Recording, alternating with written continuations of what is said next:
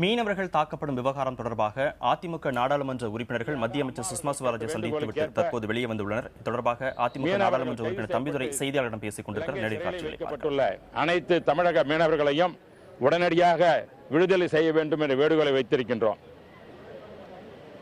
நம்முடைய வெளியுறவுத்துறை அமைச்சர் அவர்களும் திருமதி சுஷ்மா ஸ்வராஜ் அவர்களும் இது குறித்து கடிதங்கள் கடிதங்கள் தங்களுக்கு பார்வைக்கு வந்திருக்கிறது. இதற்கூட நடவடிக்கை எடுப்பதற்கு அத்தனை முயற்சிகளும் எடுத்துக்கொண்டிருக்கிறோம். விரைவிலேயே அம்மா அவர்களுடைய என்னென்ன வேண்டுகோள் வைத்திருக்கின்றார்களோ அவற்றையெல்லாம் செய்வதற்கு இந்த அரசு தயாராக இருக்கிறது சொல்லியிருக்கின்றார்கள். அதோடு அடுத்ததாக ஒரு முக்கிய பிரச்சனையாக கச்சத்தீவு பிரச்சனை சொல்லியிருக்கின்றோம். இந்த மீனவருடைய பிரச்சனைக்கு தீர்வு காண வேண்டும் என்றால் கச்சத்தீவை மீண்டும் இந்தியாவினுடைய எல்லையாக நாம் ஏற்றுக்கொள்ள வேண்டும். முன்பு 1974-76 போடப்பட்ட அந்த ஒப்பந்தமானது ஒரு தவறான ஒப்பந்தம், சட்ட ரீதியாக செல்லாதது. இது குறித்து நம்முடைய தமிழக புரட்சித் தலைவி அம்மா 2008 உச்சநீதிமன்றத்தில் வழக்கு தொடுத்துள்ளார்கள். அந்த வழக்கு தொடுத்தது மட்டுமல்லாமல் அதற்கு பிறகு மாநில அரசும் தமிழக மாநில அரசும் இதில் ஒரு கிளையண்டாக சேர்ந்திருக்கிறார்கள். ஆகவே இந்த மத்திய அரசு அதற்கு உதவி புரிந்து இந்த முன்பு போடப்பட்ட அந்த கச்சத்தீவு போட்ட ஒப்பந்தமானது செல்லாது என்பதை மத்திய அரசு உச்சநீதிமன்றத்தில் வலியுறுத்த வேண்டும் என்ற கோரிக்கையும் அம்மா சொன்னதை நாங்கள் சொல்லியிருக்கின்றோம். மூன்றாவதாக இந்த அம்மா அவர்கள் ஜூன் மாதம் பாரத பிரதமர் சந்தித்த பொழுது ஒரு வேண்டுகோள் வைத்தார்கள். டீப் ஃபிஷிங், அதாவது ஆழ்கடல் மீன் பிடிப்பதற்கான வசதிகளை பெறுவதற்காக மத்திய அரசு 1520 கோடி ரூபாயை ஒதுக்கி தர வேண்டும். அந்த ஸ்பெஷல் பேக்கேஜ் சொல்கிறாமே, அதன் தருவதன் மூலமாக நம்முடைய தமிழகத்தில் உள்ள மீனவர்களுக்கு நல்ல ஒரு வாழ்வு ஆதாரம் தர முடியும் என்று புரட்சித் தலைவர் அம்மா விரும்புகிறார்கள்.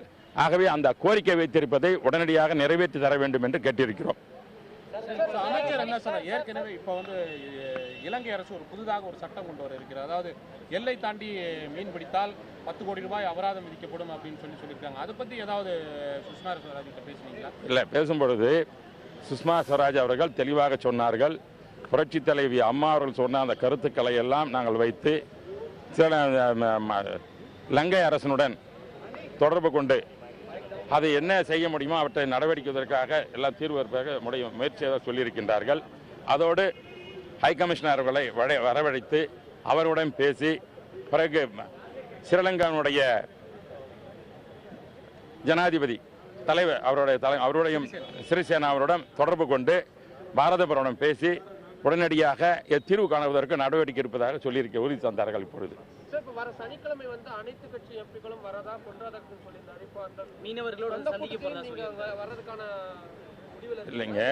இல்லைங்க, அவர் சொன்னது நாங்கள் அனைத்து இந்திய அண்ணா திராவிட முன்னேற்ற கழகம் உறுப்பினர்கள் 49 பேரும் புரட்சி தலைவி அம்மாவின் அறிவுரையின்படி நாங்கள் இன்று சுஷ்மா ஸ்வராஜ் அவர்களை சந்தித்தோம். ஸ்ரீமதி அவர்களை சந்தித்து கோரிக்கை வைத்திருக்கிறோம். பிரதமர் நரேந்திர மோடியை சந்திக்க போறீங்களா? நான் கேட்டுக்கிறது இங்கே தான் கேட்டேங்க, பிரதமரை கேட்கல.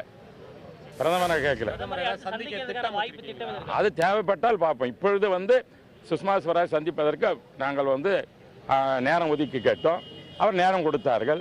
அதன்படி சந்தித்திருக்கிறோம். மீனவர்கள் பிரச்சனை என்பது தொடர்ந்து பல ஆண்டு காலமாக இருந்து வர ஒரு பிரச்சனை. இதற்கு நிரந்தர தீர்வு காண்பது என்பது மிகவும் கடினமான ஒன்றாக இருந்து வருகிறது. இந்த நிலையில இப்போ 86 மீனவர்களை விடுதலை செஞ்சிருக்கிறாங்க. தொடர்ந்து இது போன்று மீனவர்கள் இலங்கை கடற்படையால் கைது செய்யப்படுவதை தடுப்பதற்கு இந்தியாவிலிருந்து ஒரு குழு இலங்கைக்கு சென்று பேச்சுவார்த்தை நடத்த வேண்டும் அப்படின்றது மாதிரியான ஏதாவது ஒரு கோரிக்கை வச்சிருக்கீங்களா? சுஷ்மா ஸ்வராஜ் இது பற்றி ஏதாவது சொல்லியிருக்காங்க? இல்லை, இந்திய அரசானது இது நேரடியாக தலையிட்டு அங்கே ஸ்ரீலங்காவுடைய ஜனாதிபதி அவர்களுடன் தொடர்பு கொண்டு பாரத பிரதமர் பேசி இதை தீர்வு காண்பதாக சொல்லியிருக்கிறார்கள். ஆகவே அந்த தீர்வானது அவர்களுக்கு நீங்கள் சொல்கின்ற அந்த செய்திகளை அனைவரும் தெரிந்த ஒரு செய்தியானது மத்திய அரசுக்கு தெரியும். மத்திய அரசானது இவற்றையெல்லாம் என்னென்ன பிரச்சனைகள் இருப்பது எங்களுக்கு தெரியும், எங்கள் கவனத்துக்கு இருக்கிறது. ஆகவே இது ஒரு நிரந்தர தீர்வு காணுவதற்கு அனைத்து நடவடிக்கைகளும் எடுப்பதாக அவர்கள் உறுதி தந்திருக்கிறார்கள். இப்போ நெகோசியேஷன் நடந்துட்டு இருக்குன்னு சொல்லியிருக்காங்க, பேசிட்டு இருக்காங்க. அது வெளியிருக்கு. இன்னும் எத்தனை மீனவர்கள் இலங்கை சிறையில் இருப்பதாக ஏதாவது தகவல் இருக்கு? அது எங்களுக்கு சொல்லி தெரிந்தது வந்து இப்போ 86-87 பேர் இருந்ததாக சொல்லியிருக்கிறாங்க. அது விடுதலை செய்வதாக அனைத்து நடவடிக்கையும் எடுத்துக்கொண்டப்பட்டு இருக்கிறதுன்னு சொல்லியிருக்கிறாங்க. மீனவர் பிரச்சனையில மத்திய அரசு பாராமுகமா செயல்படுகிறதா ஒரு குற்றச்சாட்டு வந்து முன்வைக்கப்படுகிறது. அப்ப இந்த விஷயத்துல மத்திய அரசோட செயல்பாடு சரியாக இருக்கு நீங்க நினைக்கிறீங்களா அல்லது எப்படி?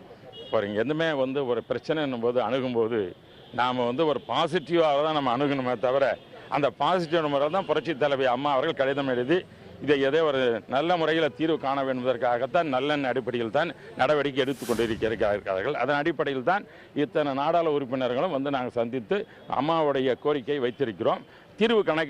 நல்ல தீர்வு கிடைக்கும் என்பது எங்களுக்கு நம்பிக்கை இருக்கிறது. கச்சத்தீவு பிரச்சனையில் வந்து மீண்டும் உச்சநீதிமன்றத்தை வழக்கு நிலுவையில் இருக்கும்போது மத்திய அரசு அதில் அபிடவிட் தாக்கல் பண்ணி கச்சத்தீவை இந்தியாவுக்கு அந்த ரத்து செய்யணும் அப்படின்னு சொல்லிட்டு ஒப்பந்தத்தை ரத்து. அதுக்கு சுஷ்மா ஸ்வராஜ் என்ன சொன்னாங்க? நாங்கள் வந்து இதை அம்மா கடிதம் எழுதியிருக்கிறாங்க, இதை குறித்தும் அதை பற்றி வலியுறுத்தணும். நாங்கள் அதை பரிசீலனை செய்வதாக சொல்லியிருக்கிறார்கள். இந்த பிரச்சனைக்கு நிரந்தர தீர்வு என்னன்னு கேட்கும்போது போன வாரம் கூட மத்திய அமைச்சர் என்ன சொன்னார் அப்படின்னா, மீனவர்கள் எல்லை தாண்டாமல் இருக்குன்னா தடுக்கலாம். இல்லை, நீங்கள் அவரை கேட்கணும் அந்த கேள்வி. என்ன கேட்டு என்ன பிரயோஜனம்? நீங்கள் அவரை கேட்டு கேளுங்க. அது நாங்கள் எங்களை கேட்கறதான் சொல்ல முடியும் தவிர அவர் என்ன சொன்னார் நீங்கள் அவர்கிட்ட தான் கேள்வி கேட்கணும். அது நாங்கள் சொல்கிறதுக்கு ஒன்றும் இல்லை. அது okay, all right. Today I will I'm telling, I will give that.